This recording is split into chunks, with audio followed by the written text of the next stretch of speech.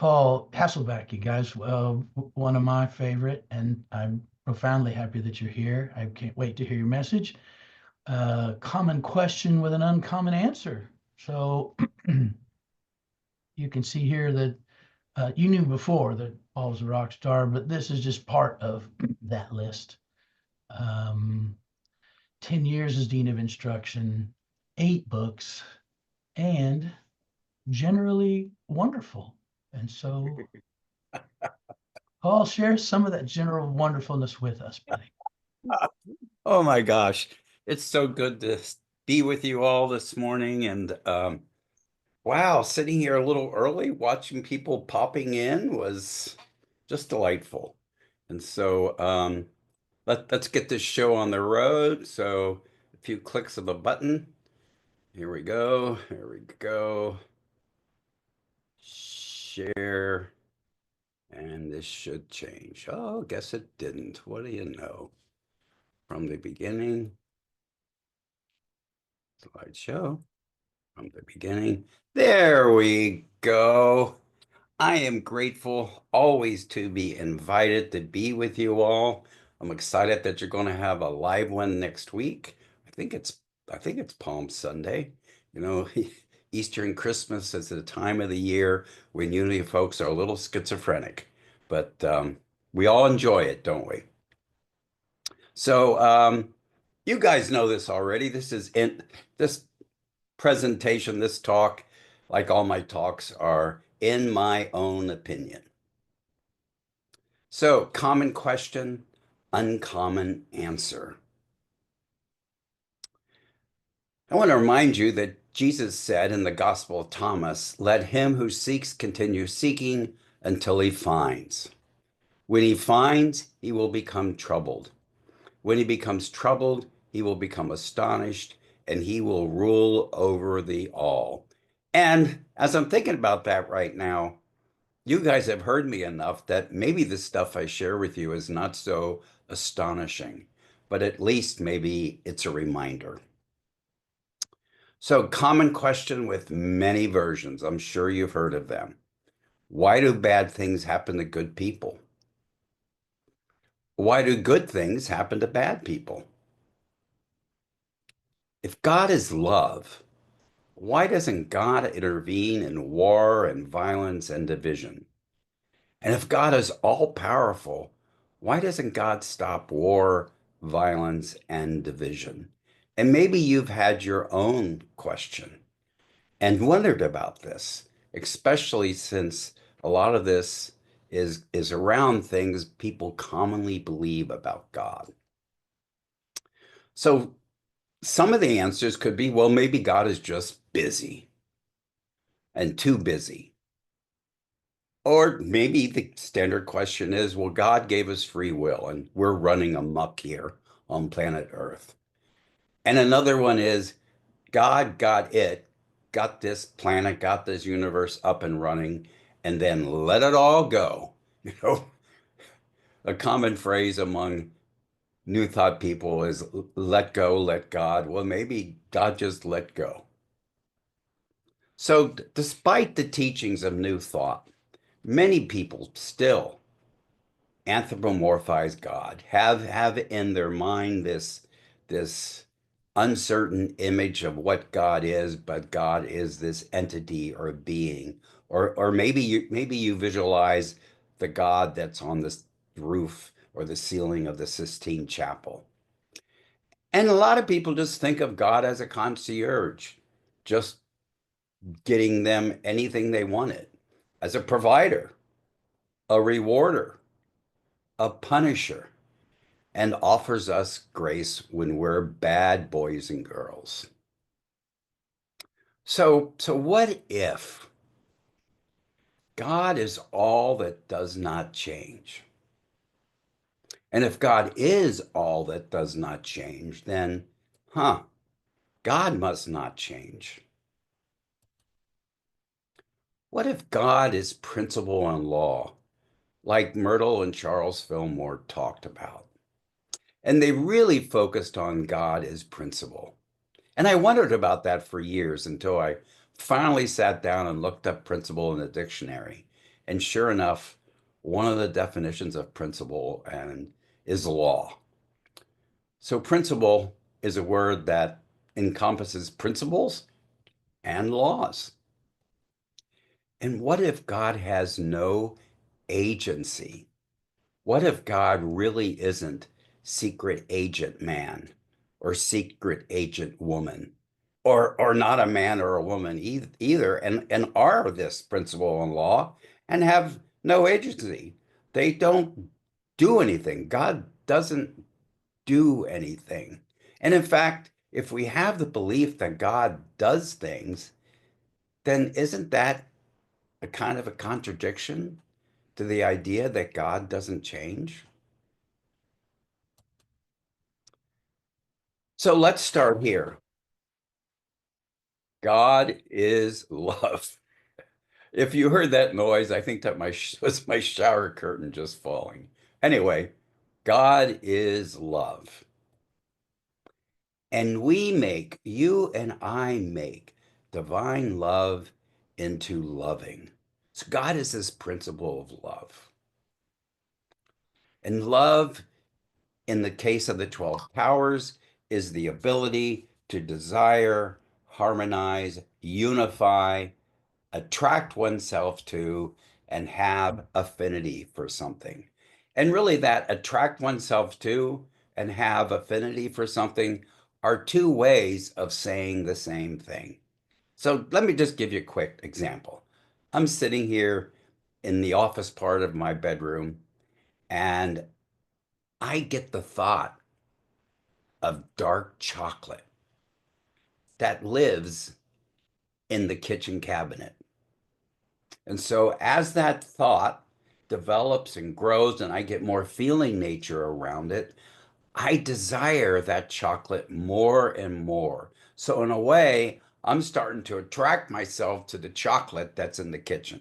I'm having a strong affinity for the chocolate until I am motivated enough, until I've motivated myself enough to go get the chocolate. And so all of that comes under the principle, the divine idea, or the power of love, which is basically desire. And so God is the principle of power. God does not exercise power, but man is excuse me. Man is powerful. So what this means is we use this principle of power to be powerful. While God is the principle of power, he has no agency and so therefore cannot exercise power.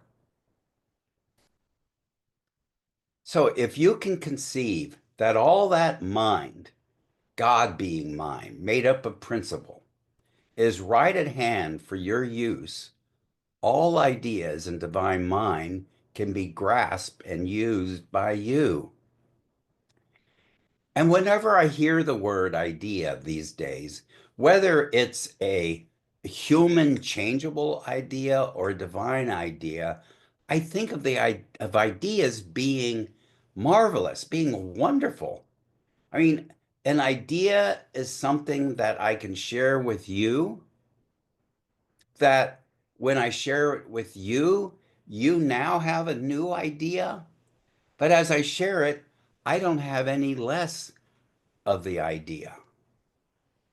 And an idea can be used an unlimited number of times by an unlimited number of people to create an unlimited number of results from that idea.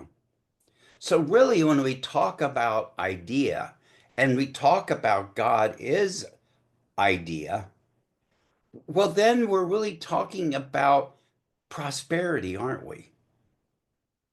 Because that idea never gets used up, no matter how much we use it, or you use it, or anybody uses it. So, an idea is a really marvelous thing, isn't it? So, man already has all the power there is. He has had the power to demonstrate disease in the face of omnipresent health, poverty in the presence of an inexhaustible substance. This has all been brought about by the formulated thoughts or decrees of the thinking self. So, see, now there is a clue to the answer to the question.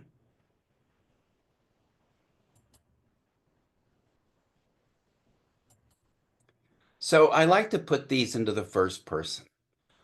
I already have all the power there is. All the power that the divine is present at the point of me, is present everywhere. Eric Butterworth said, God is spirit, present in its entirety at every point in space at the same time. That's pretty hard to conceive of when we live in a three-dimensional world, isn't it? But all the power, every principle, every divine idea that God is present at every point in space, all at the same time. So you and I already have all the power there is in every other principle or divine idea. And so going on, I have had the power to demonstrate disease in the face of omnipresent health. Think about that for a moment. While we believe there's omnipresent health and wholeness and life, I still have the ability to demonstrate disease. And we have the ability to demonstrate poverty in the presence of inexhaustible substance. So, what is this inexhaustible substance with all caps? Well, substance is a synonym for all the divine ideas, all the divine laws, all that God is. And while we believe in this inexhaustible substance, we still can and do produce poverty. And so all of this has been brought about by my formulated thoughts or decrees in my thinking self. And I would say in my thinking, feeling self. There is but one power. We use it. We use power as we will. We are the agents. If we send power out by our thought and word and hate, it destroys. But if we send it out in love, it builds. Think about that for a moment. Charles said, there are not two powers, but two ways of using power. And maybe you are remembering that wonderful concept. There's only one power and one present in the universe. God the good omnipotent. So when we say there's only one power, we're saying that there is no opposing power, like what is found in many other religions. In unity, there is no devil to blame all the bad and ugly things on. And this power, we can use it in two giant general ways. We can use it to destroy, or we can use it to build up. So this one I like to put in the first person, and maybe read it along with me. There is but one power. I use it as I will. If I send it out by my thought and word and hate, it destroys. But if I send it out in love, it builds. There are not two powers, but two ways of using power. Now, we could say there's a multitude of ways of using power, but we're saying in this quote, Charles is saying there's basically two buckets, hate and love, and we decide which one we're drawing from. So let's look at this a different way, because we're really saying here that that question of why is there bad and ugly things in the world And why doesn't God stop it? We're saying that basically we human beings are responsible for a lot of it. The other is nature doing what nature does. So when we have a beautiful cake like this, we got to have ingredients to make it. We got to have a recipe to make it. And we have to have a cook to make it. Look it, I ain't making that cake. I would need a cook or actually a really good pastry chef to make that cake for me. So what we're saying is ingredients plus recipe plus cook equals a beautiful cake. In a more metaphysical way, we're saying the ingredients are the divine ideas and the immutable laws that we combine according to a recipe in our mind. And so we're the cook, and that determines what is produced. But ingredients plus recipe plus a cook can create a beautiful cake. But or it might not create a beautiful cake. So, so what I'm saying with you is these divine ideas, these spiritual laws that are present in their entirety at the point of you and at the point of me is very much like we have ingredients in our pantries, and we are the ones that choose how we combine those ingredients. And we are the ones that are either consciously or unconsciously trying to make something in the world around us. And sometimes like having a recipe for a cake, we're doing the best we can to create a beautiful cake. But what we get is the one in the picture. So, you know the common questions. And now you have a clue of what the uncommon answer is. Because in the world around us, that common question is never really answered unless it's assumed that there's an opposing power, a demon, a devil, a Satan that's responsible for those bad things. Now, we got to let go of the idea that the devil made me do it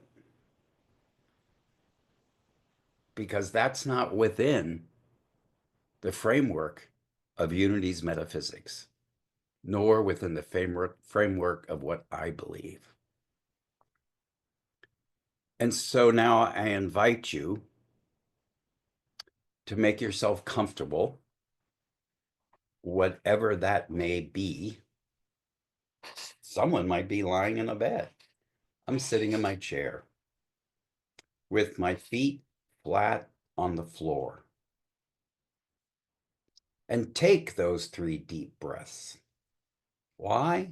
Because we know when we take those 3 deep breaths, we are putting a demand on our body to release the hormones in our system that calm us down.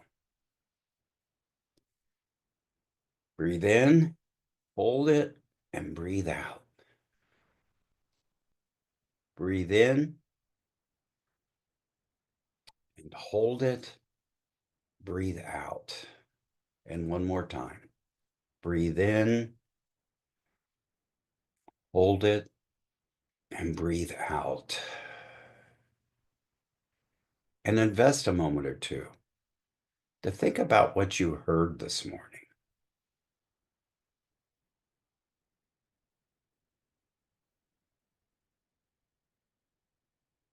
Are you using your power?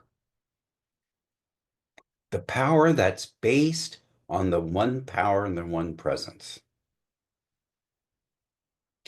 Your power is based on the principle or divine idea of power. and you get to decide how you use it.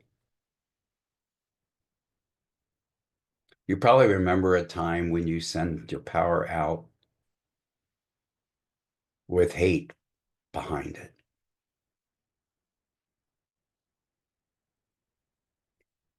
And hopefully you can remember a lot of times when you sent out your power with love behind it. Because if you're sitting here in this Zoom room or listening to this recording, you are the decider. You are the power of will in action. You are the agent in your life. And as you aligned yourself through prayer and meditation with your divinity, as you synchronize your humanity with your divinity, you're creating a space in consciousness where you are more likely to send out your power and love and build up your current relationships, build up new relationships.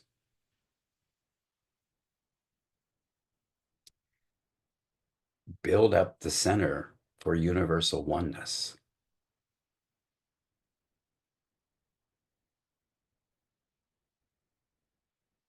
So I hope you can see how important it is for us to have that radical self-responsibility for what we think and we say and do every day. And that you're aware of spiritual law, really law of how your consciousness works. And you're aware of some of the principles, some of the divine ideas your divinity is, so that you're taking one of those divine ideas metaphorically out of your pantry and combining it with others to create the best life you can create, to create the best relationships you can create, and to support others to be the very best they can be. And so it is. And so it will be. Amen.